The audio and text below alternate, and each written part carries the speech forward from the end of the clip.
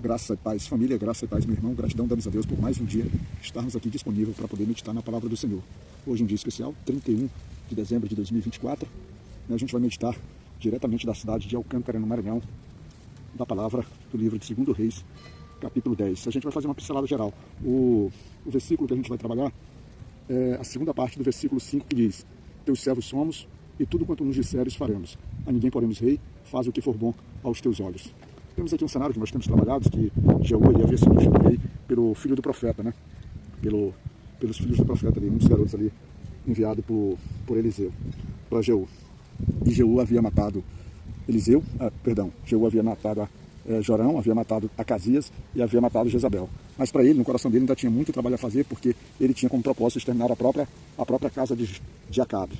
E nesse processo de terminar a própria casa de Acabe, ele se levanta contra 70 filhos de Jorão, que estava na cidade de Samaria. Mas a cidade de Samaria era uma cidade fortificada, uma cidade, diferentemente da cidade que ele estava em Jezreel.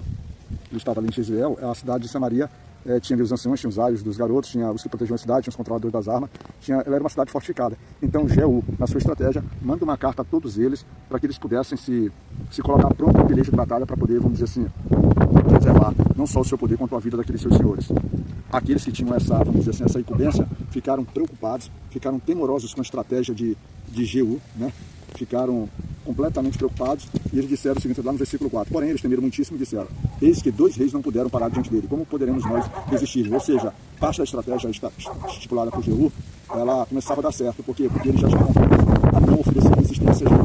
E nesse processo de não oferecer resistência, Jeú aproveita e manda uma segunda carta. E na segunda carta, ele diz o seguinte: ele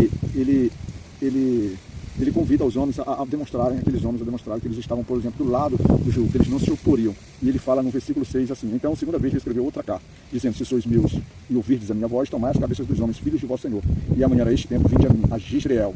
Os 70 homens estavam com os grandes da cidade que os mantinham. Resultado de tudo isso, as 70 cabeças foram encaminhadas a Jeú. Ou seja, de uma só vez, Jeú elimina os 70 filhos, 70, vamos dizer assim, descendentes de Acabe. O problema desse processo todo é que Jeú, ele vai começar a expandir as vontades, ou seja, essa faxina da família de Acabe, talvez já seja uma linha até maior daquilo que o próprio Senhor havia, por exemplo, determinado. Agora não é mais a ação do Senhor, agora nós vamos ter aqui também a própria ação do homem, ou seja, como ele faz seu julgamento. Ocorre que em um determinado momento, por quê? Porque Jeú, lá no versículo 10, diz assim: Sabei, pois, agora que da palavra do Senhor, que o Senhor falou contra a casa de Acabe, nada cairá em terra, porque o Senhor tem feito o que falou pelo ministério de seus servos Elias. Ou seja, ele está dando, vamos dizer assim, ele está dando cabo, ele está dando andamento a todo o processo de limpeza, de faxina. A palavra do Senhor havia dito que a casa de Acabe seria, por exemplo, retirada com a casa de Jeroboão, né? E a casa de Jeroboão de Nebate e a casa de Baasa.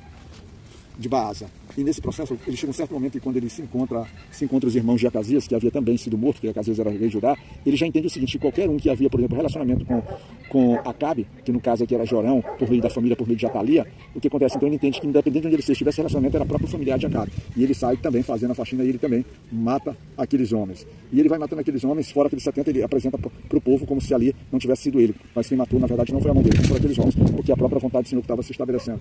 E ele continua, em um determinado momento, agora ele parte para atacar os profetas de Baal. E nesse processo de atacar os profetas de Baal, ele se encontra com Jonadab, filho de Recabe. E ao se encontrar, ele pergunta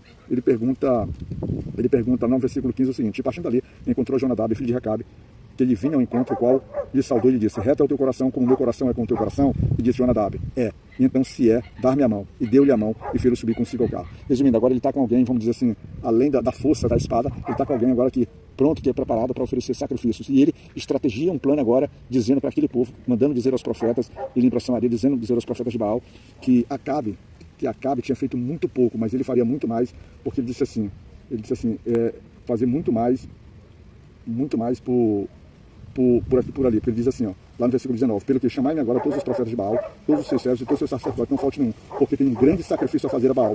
Todo aquele que faltar não viverá. Porém, Jeú fazia isso com astúcia para destruir os servos de Baal. Resumindo todo esse processo, ele também mata todos os processos de Baal. Ou seja, Jeú é alguém que está fazendo realmente algo que, uma faxina, tirando a imoralidade, tirando a idolatria, tirando tal. O problema é que Jeú, ele, paralelo a isso, o coração dele anda com os mesmos, vamos dizer assim, sentimentos, as mesmas práticas que havia Jeroboão. Ou seja, ele cultuava de uma forma ainda reservada, de uma forma própria, aquilo que os pecados de Jeroboão, aquilo que levava Israel a pecar. Ou seja, ele, ao mesmo tempo que ele estava servindo ao Senhor, ele servia sua própria vaidade, sua própria tirania, sua própria, vamos dizer assim, idolatria. Por quê? Porque lá no versículo 29 está escrito: porém não se apartou Jeú de seguir os pecados de Jeroboão, filho de Nebate, e fez pecar Israel, a saber, dos bezerros de ouro que estavam em Betel e em Dan. Aí nós temos agora algo interessante, Deus utilizando um homem para ser justiça sobre o povo de Israel, mas esse homem fazendo um processo de limpeza que muitos dos próprios filhos de Deus não faziam, né? Mas em contrapartida ainda continuou com sua idolatria. Mas em reconhecimento a tudo que Jeú fez pelo povo, fez pelo Senhor, em mandamento do Senhor, o Senhor garante a Jeú que até a quarta geração dele ficaria, ele disse o seguinte lá no versículo 30, ele que disse o Senhor a Jeú: porquanto bem fizeste em realizar o que é reto aos meus olhos, conforme tudo quanto eu tinha no meu coração. Ou seja, Jeú trabalha aquilo que Deus queria, faz de acordo com a vontade do coração do Senhor, fizeste, ou seja, ele extermina a casa de Acabe, aí ele diz: teus filhos até a quarta geração se assentarão no trono de Israel. Mas ainda assim, devido a Jeú pecar na sua idolatria através dos bezerros de ouro e levar o próprio Israel a continuar nesse pecado, ele também será suscetível à própria justiça, a própria justiça de Deus, sendo que Deus por algum tempo vai tratar não só Jeú quanto a sua própria família com as bênçãos e misericórdia dada àqueles que efetivamente servem e cumprem a missão dada pelo seu Senhor, tá certo?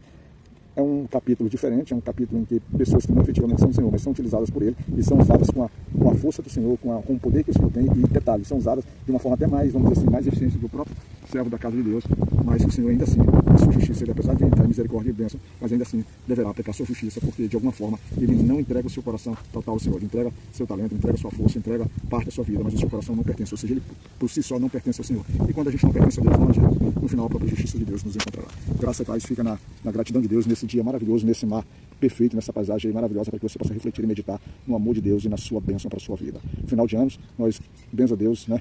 Muita bênção de Deus, nós concluímos assim, creio eu, os 365 devocionais do dia 1º do ano ao dia 31, dia 1º de janeiro desse ano ao dia 31 de dezembro de 2024, nós temos todos os devocionais feitos. E esperamos em Deus que qual vai ser a novidade, qual vai ser, por exemplo, a missão e como eu me comportarei na sua caminhada, até mesmo nos devocionais e propósitos do Senhor. Fica com Deus, um grande abraço, um ano maravilhoso e que a gente possa, se for da vontade do Senhor, se encontrar em 2025.